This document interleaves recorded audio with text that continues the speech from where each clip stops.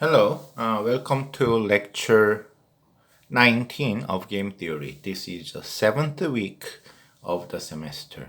You must have seen this picture last time. If I explain one more time, this island A claimed to be both by country A and B as their island currently occupied by country A. And what we can see from here is country B may invade it and country A can fight back, which would very likely to be ended up as the total warfare between these two countries. On the other hand, country A may be withdraw from this island so that country B would occupy the island. Okay?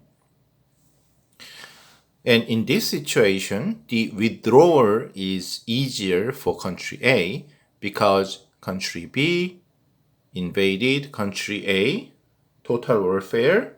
Whether they win or lose, both country B and A has enormous casualties and economic shocks, something like that. So they will be both get negative 20, negative 20. On the other hand, if country A withdraw, country A will lose 2, negative 2, country A, B will be 2. I changed country A, okay? Changed the PPT. And the subgame perfect equilibrium in this game would be country B invade. Why? Because country A would obviously withdraw by backward induction because minus 2 is better than negative 20.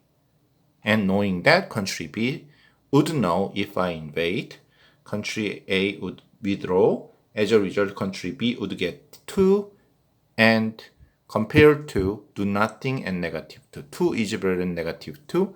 Country B doesn't have to worry about the situation of war, so invade, withdraw, and get the island. Okay, here, who has the advantage? We call country B the first mover because he decide first, country A the second mover. Here, obviously, the first mover has advantage. Country A would think, oh, because I'm a second mover here, I would lose my payoff to negative 2, something like that. If you remember the lion and farmer and lion example, in those games, the second mover had advantage. But this is the case where the first mover has advantage. And usually the name is burning the bridge behind. Why? Look at this situation. You're a country A. And country B invade through this green bridge. And country A would fight back or withdraw using this yellow bridge. Burning the bridge behind strategy means country A would burn one of the bridges. If you are the leader of country A, which bridge would you rather burning down? The green one or yellow one? Many people will say, oh, I'll burn down the green one. But then the game theorist might suggest, well, the yellow one would be better be burned down. Why? Let's look at the next situation. If the country, this is country A. I didn't change it. Country A burn the bridge. Okay. Country A burn the yellow bridge. When country B invade this island, the soldiers of country A cannot withdraw to their mainland. So they would either be captured or become a prisoner, or they can fight back, which would be a warfare. In any way, it would be resulted as a total warfare. So this country A. So by burning down the Yellow Bridge, the country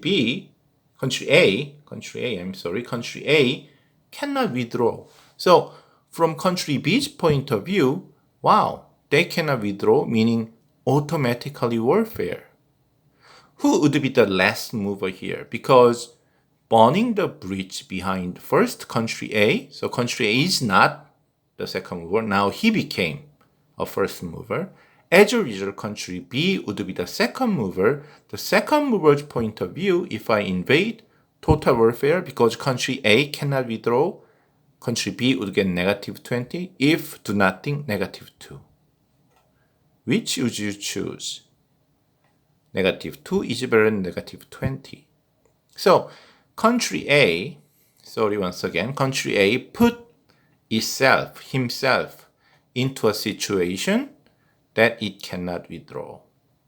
As a result, country B would become the second mover and he would kind of give up because second mover has disadvantage in this game. Okay. This kind of strategy has been used not quite often, but several times in the history. Do you know the location named Gibraltar? This is a channel.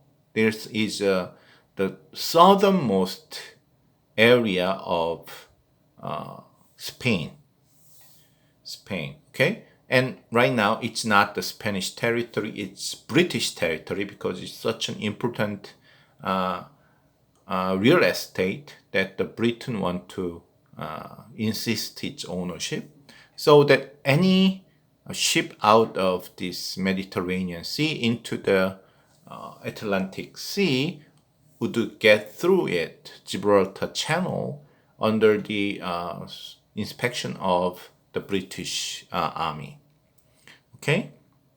Anyway, the name Gibraltar came from the meaning mountain of Tariq, Jabal Tariq, which means mountain of Tariqs. I think it's Islamic word. And who is Tariq? Tariq has this mountain. That is the Gibraltar. That is Tariq ibn Ziyad.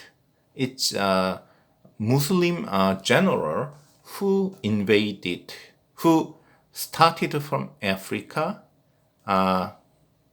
go through this Gibraltar Channel and landed at Gibraltar, southernmost part of Spain, and ultimately conquered the whole Spain.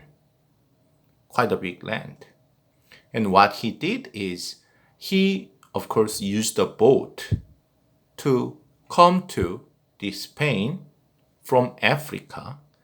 But as soon as he arrived in Spain, he didn't attack the Spanish castle at first. What he did is burned all his boat. Now, that is shocking. Think about it. You are the one of the soldiers of Tariq who just came from Africa to Spain. Of course, Spanish are your enemies, and you have nobody to help you, but just yourself. But then your general Tariq burned down all the boat. Wow. Are you going to be happy? I wouldn't, because I would say, oh my God, I cannot go back home. If I am defeated in Spain because I have no boat, I will die here. Then how can you survive? You have to win every single game. Okay? That is the idea. So, after 7 years, Tariq's army keep winning and winning because they have nowhere to go back. Nowhere to run away. Fight to the death. So, do you think they really fought every warfare to the death? Battle to the death? Actually not. What game theorists would think is that, let's look at the situation from Spanish point of view. If the Muslim army, Tariq's army, came to Spain, landed on Spain, and you would think, okay, we are going to fight them 1 month so that they would be exhausted. Then they will say, okay, I mean, it's too tough. Maybe we will come back, and they will go back to their own land, Africa. Then you would say, oh, okay, let's fight to the death for 1 month, and then probably they will go back. But then when Tariq arrived, he burned down all the boats. What does that mean to you, the Spanish army? The Spanish army would immediately realize, oh, these African Muslim guys cannot go back, which means we have to kill every one of them. For example, there are like 50,000 Tariq army, let's assume. If they have boat, we kill 10,000, 20% of them, they say, oh my God, we don't want to die, they go back. But because their boat are burned, how many people should you kill them? All 50,000 of them. So, like usually 20% casualty, they go back. Now, they cannot go back. From Spanish army point of view, we have to kill every one of them, 100%. Okay? Killing 10,000 Muslim army would do some damage to the Spanish army because they are fighting each other. But killing 50,000, all of them? Wow. Probably I will die. That's what Spanish would think. Then the Tariq said, please surrender. Then I'm not gonna kill you. So are you willing to kill all 50,000 Muslim army, or are you gonna be just surrender and remain alive? It seems many of the Spanish army surrendered. No wonder. I mean, I think we have some foreign student, but maybe Korean student might know. About, it was 1592. So it was about 400 something years, 420 something years ago. 430 almost. The Japanese army invaded Korea. They landed on Busan. They almost went to the North Korea area. And it took 7 years for the Korean army, my ancestors, to push them back to Japan. But then, we know how many battles there were for the Japanese army landed in Busan to Seoul. Of course, they did not burn their boat. Okay, but still, the Korean army fought first at Busan Castle. They died. The rumor says, oh, the Japanese are so strong. Still, there is another castle near Busan. There's Dongnae. It's like 2-3 hours walk from Busan. And they fought again, and they died. So amazingly, the first two castles fought Japanese. And then miserably defeated. What would be the next? Then nobody fought until the Japanese reached Chungcheong area, which is the middle point between Seoul and Busan. There, the Korean army was defeated again. Then, nobody fought. Even Seoul was empty. So, if you walk from Busan to Seoul in those days, it may take 20 days. And when you are walking 20 days, the Japanese fought the first day, the second day, and maybe the 10th day, and nothing. Why? Once people get to know your enemy is very strong, instead of fighting back, they usually run away. Okay? They are very strong because their weapon is strong, or because they burn their boat behind they have nowhere to go. So your enemy will fight to death. Meaning, oh, I would rather surrender because they will fight fiercely. Okay? That is the key point of burning the bridge behind the strategy. It's not so much like you fight very fiercely to death. It's rather your enemy notice that, and instead of fighting you, they will surrender. Okay, another example. Okay, you're not gonna fight in these days. You do not have a boat to burn. You cannot certainly burn the bridge. That's illegal. So you would say, interesting, but because I'm not a soldier, I'm not a general, why should I know that? The negotiation skills. Think about the situation where there are two professors, Professor A and Professor B. If they do not work together, no project, 0 and 0. They can have two projects, project 1 or project 2. They have to choose one of them.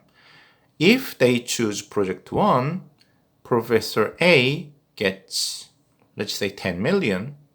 Professor B gets 5 million. If they do project 2, Professor A gets 5 million, project B, Professor B gets 10 million. Or, of course, Professor A prefer project 1, Professor B prefer project 2. But at the same time, none of them like the idea of not working together. No project is the worst option for both of them. So if you are a Professor A who want to make the decision as a project 1 instead of project 2, what can you do? Okay, I'll just explain. Professor A has a TA, okay? And when he is supposed to meet Professor B to decide which project, Professor A disappear and just tell the TA, Professor A's TA, that, okay, you go to Professor B and make a decision. The TA said, oh, I'm only TA. Don't worry. You just go there and insist that I will agree with project 1. If you agree with project 1, I'm gonna let you graduate. But if you agree on project 2, I'm gonna fire you and you lose your job. You're not my student anymore. But if you just do not sign anything and come back, you are still my student and continue your study. So let's think about it.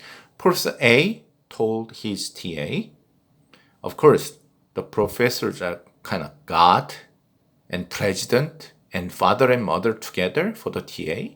Very strong power. If you sign project 1, you will graduate and I'll find your job immediately. If you don't sign anything, still you are my student. You just continue your study. If you choose project 2, you're fired. You will never be in school anywhere. Okay? If some professor fire the student, it's very hard to get a job. Okay? So the TA go there to meet Professor B. Professor B said, oh, why did you come? Where is your professor? I don't want to talk to TA. And the TA said, oh, I had all the right to sign the project. Professor B smiled inside and said, okay, please sign project 2. Then your professor will get 5 million. He will be very happy. And the TA said, I do not understand anything, sir, but I really want to sign project 1 because I would be graduating in that case.